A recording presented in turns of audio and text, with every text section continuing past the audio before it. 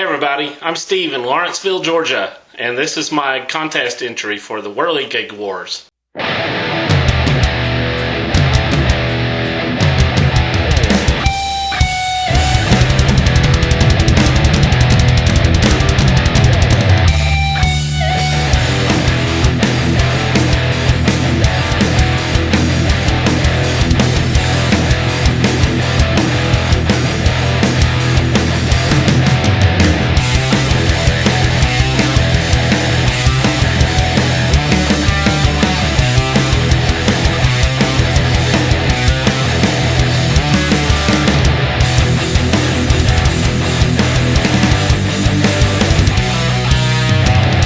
When I was researching this project, I saw all kinds of whirligigs.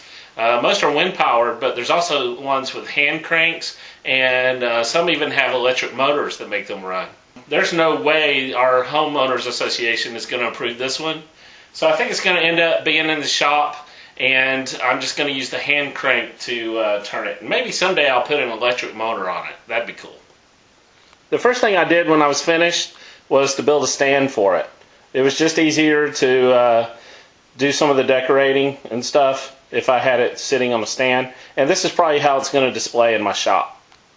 The fan blade is made up of 4 of Kiss's main guitar shapes that they use. To make it easier to turn the whirligig, I just cut off the end of a broken drumstick and glued that in as a crank. The fin on the back has the Kiss logo on it. I used an 1/8 inch steel rod as the drive shaft, and I bent it under each character, and that's what makes them move.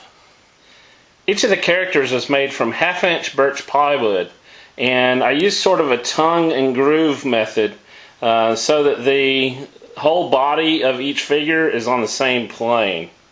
And then I just used some paint pens and paint to decorate them. The drums are made up of just some circles cut out of wood and some dowels for stands, and also used toothpicks for drumsticks and a little washer there for the cymbal.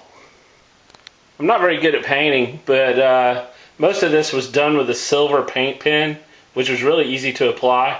I did get a little creative with the Sunburst Les Paul, so that turned out pretty cool. To get the steel rod in there, I ripped a piece of pine in 2 and put a groove in it and cut out some notches, and then to get it back together I used some glue and reinforced it with these wooden diamonds.